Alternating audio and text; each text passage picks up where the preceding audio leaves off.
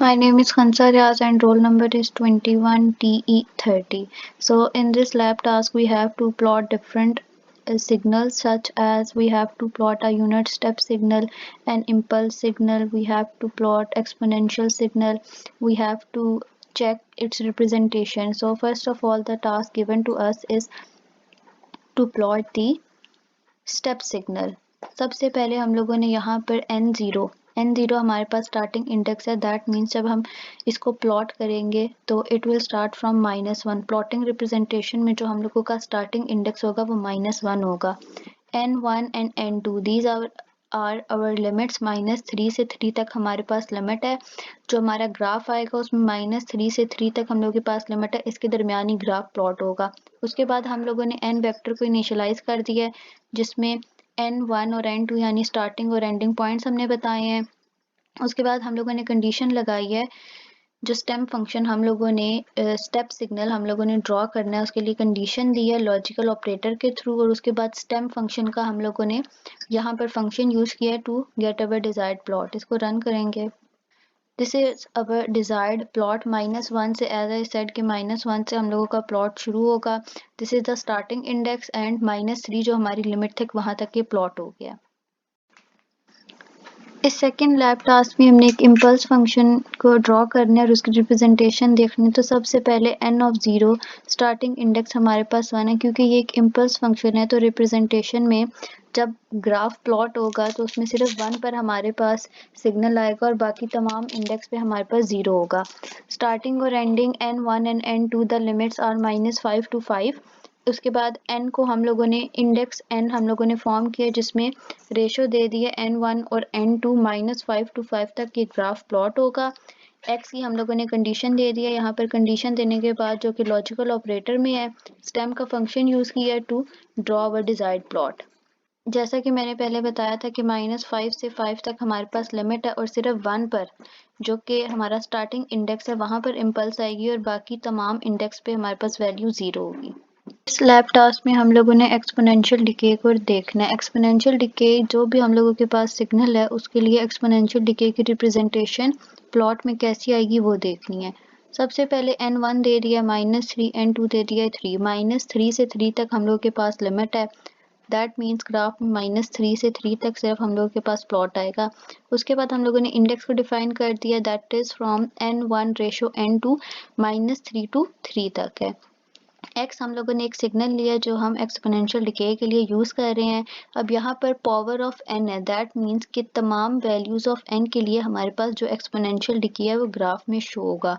अब यहाँ पर तमाम values of n are for as -3 to 3, यानी -3 से 3 तक जितनी भी वैल्यूज है उन तमाम के लिए हमारे पास एक्सपोनेंशियल डिके शो होगा। स्टेम फंक्शन हम लोगों ने यूज किया इसको प्लॉट करने के लिए। देख सकते हैं कि सबसे पहले हम लोगों के पास -3 पर एक एक्सपोनेंशियल डिके है, वो -3 से 24 का है। और अगर हम -2 पर देखें तो it is decreasing by 1, x is decreasing by 1 और जो y है दैट इज आल्सो डिक्रीजिंग।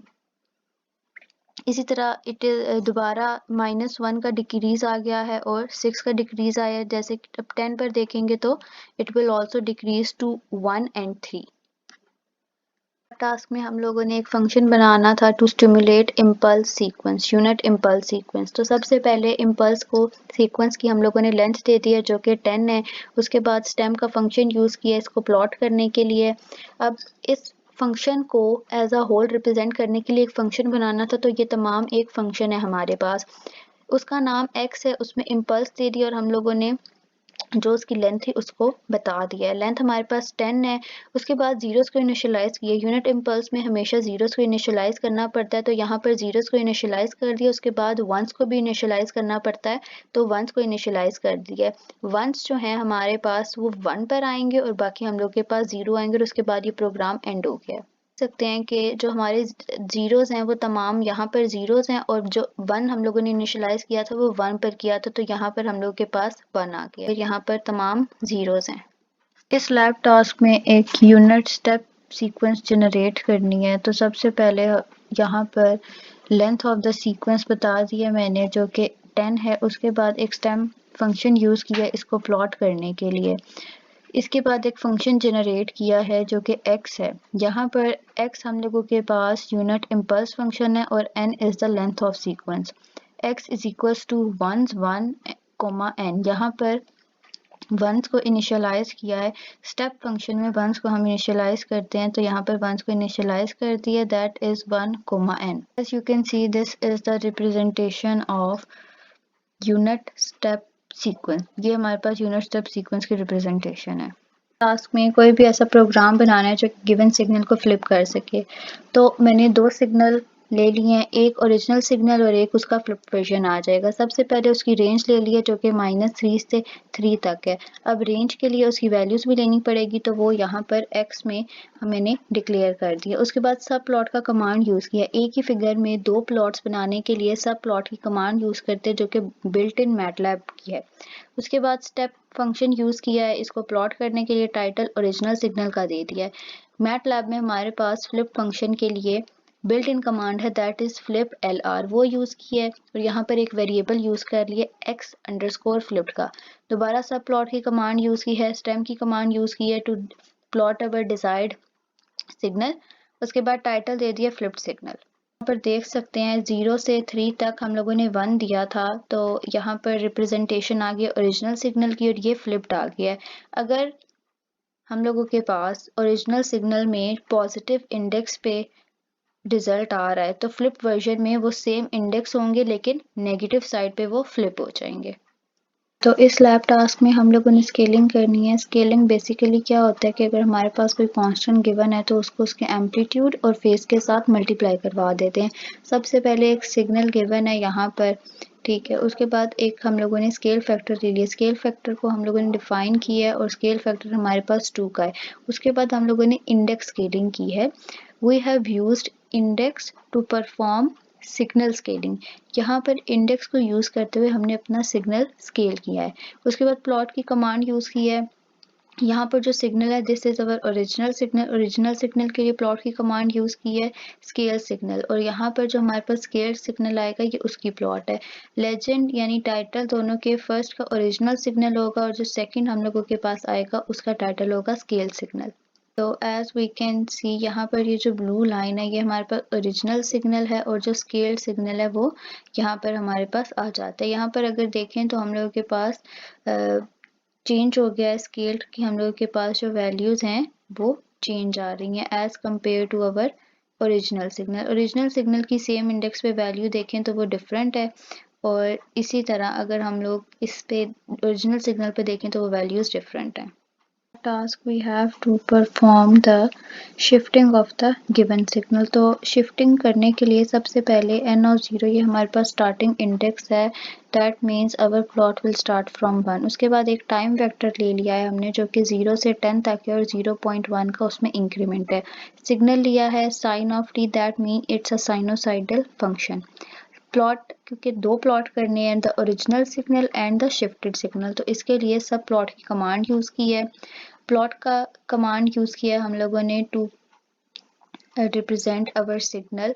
तो टी और signal that means time vector and the signal defined above जो कि एक साइन फंक्शन है। टाइटल दे दिया ओरिजिनल सिग्नल का, X label is time and Y label is amplitude. उसके बाद शिफ्ट अमाउंट दे दिए, शिफ्ट अमाउंट हमारे पास 2 की है।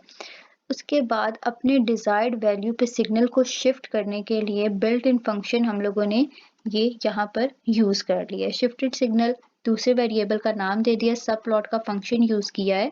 उसके बाद प्लॉट की कमांड हम लोगों ने यूज़ की है to plot our shifted signal. Title is shifted signal and x label is time and y label is amplitude। You can see this is the original signal। जो हमारे पास original signal है that starts from 0 to 10 और 0.1 का increment आ रहा है हमारे पास।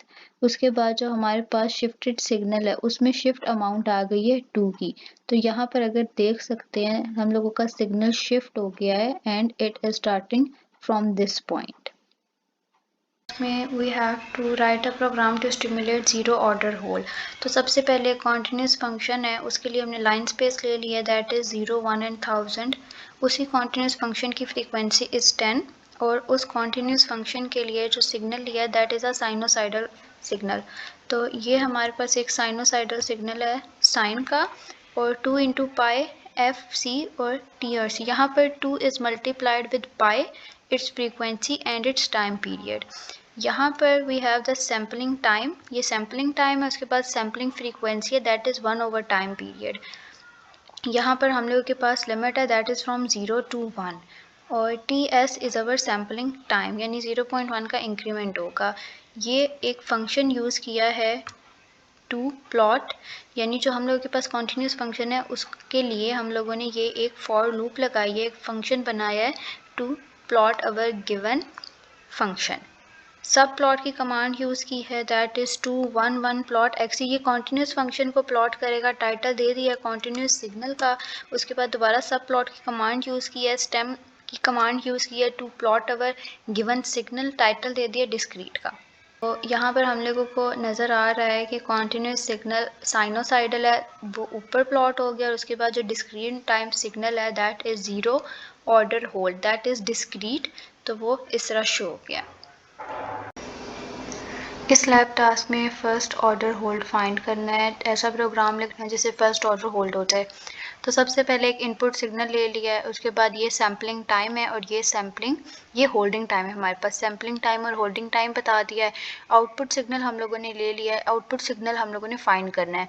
तो output signal को फाइंड करने के लिए दैट इज़ ऑफ 0 होल्ड, यहाँ पर एक फंक्शन यूज़ किया है। ये तमाम वो फंक्शन है जिसकी वजह से हमारा आउटपुट आएगा। उसके बाद हम लोगों के बाद इनपुट और आउटपुट को प्लॉट करने के लिए जो भी कंडीशंस होती हैं वो यहाँ पर इनपुट का सिग्नल ले लिया और यहाँ पर आउटपुट का सिग्नल ले लिया। सब प्लॉट की कमांड यूज़ की है, स्टेम की कमांड यूज़ की है टू, या ये इनपुट सिग्नल के लिए है, उसका टाइटल इनपुट सिग्नल है, एंड दिस सब प्लॉट एंड प्लॉट की जो कमांड हम लोगों ने यूज़ की this is for our output signal. ये हम लोगों के पास इनपुट सिग्नल है, this is our desired input signal, और इसका आउटपुट सिग्नल क्योंकि हम लोगों के पास जो फाइंड करना था that was 0, this is our input signal और ये हमारा डिज़ायर्ड आउटपुट सिग्नल है, this is 0 hold output signal.